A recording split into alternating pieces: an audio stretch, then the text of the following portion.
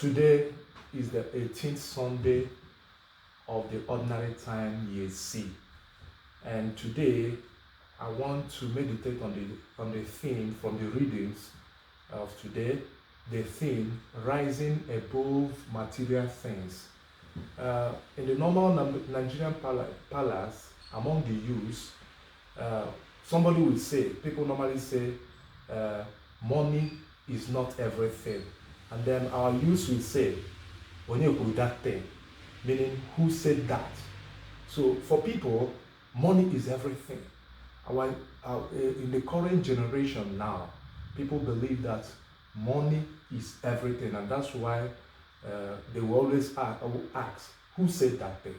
Now, I want to tell you the story of somebody we know in Nigeria who was one of the richest men in Africa and in Nigeria.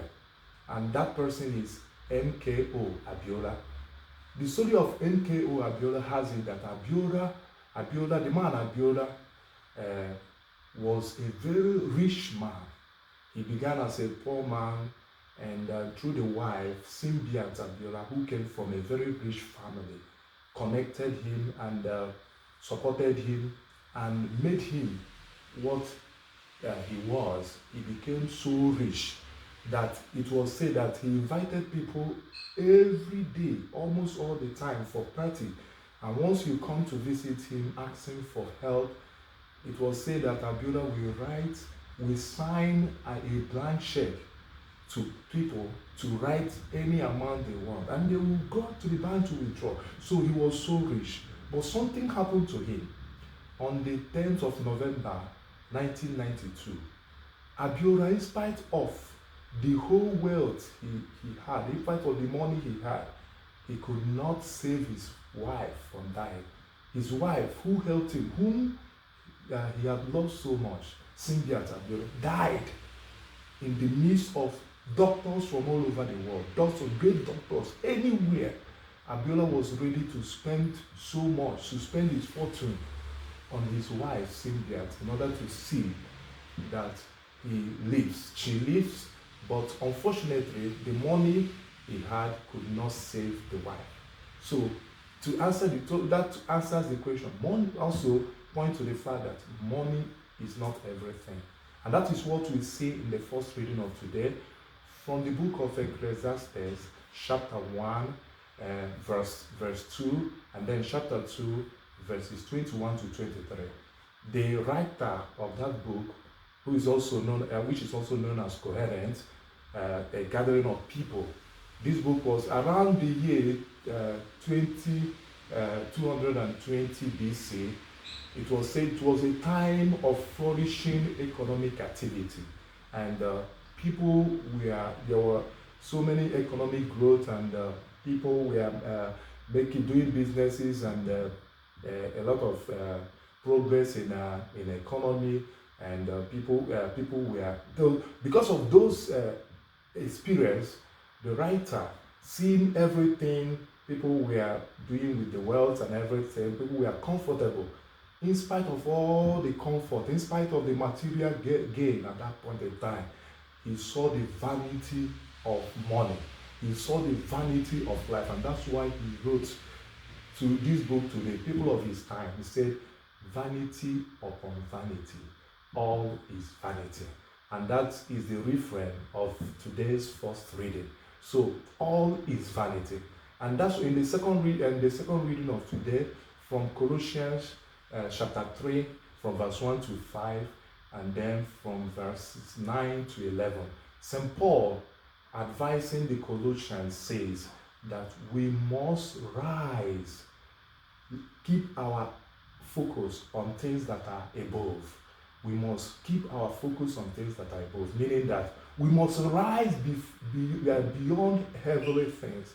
And that is point to the theme that our first theme of today, that rising above the material things. That's what St. Paul is advising us in the second reading. Then in the gospel of today, in Luke chapter 12, from verses 13 to Luke chapter 12 from verses 13 to 21, we see the parable of the rich fool, the parable of the man whom the Bible, the scripture, recognize as the rich fool. You will remember in Psalm 14, verse 1, it was said that only the fool says in his heart, there is no God above. So that points to the fact why this man was called a rich fool. Number one, for him, there is no God. And that's why he uses the pronoun, I will do this, I will do this, I will do this. He thought he is the only one existing. He forgot he was so selfish that he even forgot his creator.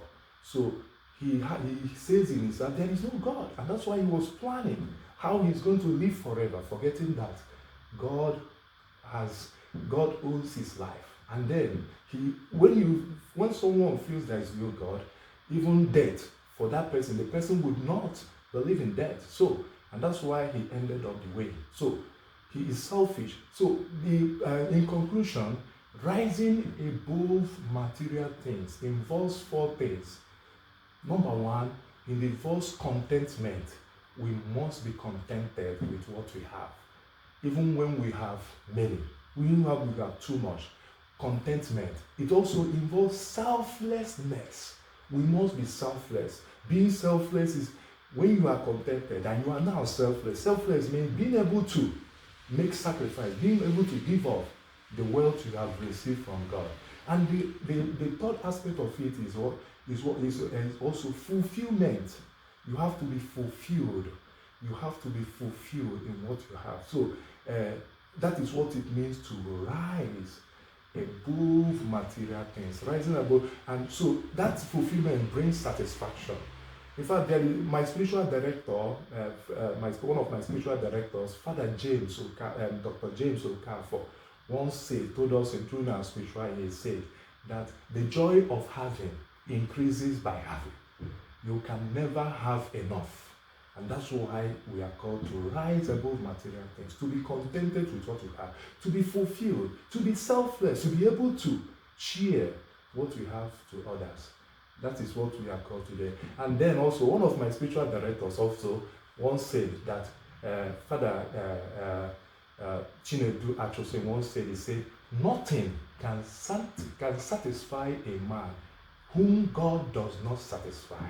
And it's very important we know that as we are dealing with the things of the world, that these things can never satisfy, they can never give joy. The joy comes from our heart. And that's why we use the Jesus' words in Matthew chapter 16, from verse 19 to 20, it says, I will sing it the way in Hebrew and then translate, say, Kwadoro mweki akunenigwe. Prepare for yourself treasure in heaven. Eboga ya bahoto, ebakika ya taya, where neither moth nor woodworm destroys them. And then it says, Kwadoro mwegi akunenigwe. Prepare for yourself treasure in heaven. Ebenjohi agaetiwa ezu, where thieves cannot break in and steal. So my dearest ones, let us always rise above material things. And that is the only way we can be selfless, we can be satisfied, and we can be fulfilled with our life here on earth. Rising above material things will help us to live a happy and fulfilled life and not to lose our soul like this rich fool. Thank you. Let the ancient